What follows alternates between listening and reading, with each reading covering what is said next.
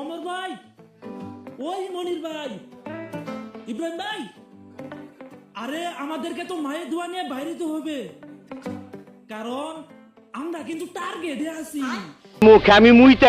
আসসালামু আলাইকুম। আপনি কেমন আছেন? আশা করছি অনেক অনেক ভালো আছেন, বাট আপনার কথাবার্তা শুনে মনে হয় অনেক ভালো আছেন। যাই হোক, সেটা বড় বিষয় না। বড় বিষয় কি জানেন?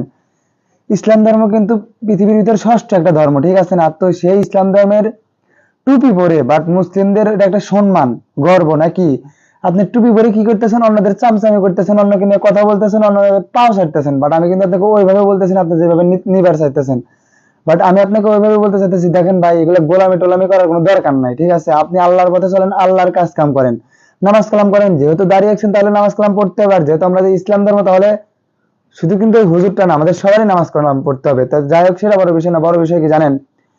নিজের খেয়ে নিজের পরে কি জন্য আপনি মানুষের গোলামি করেন? না কেউ আপনি চালায়, না কেউ আপনি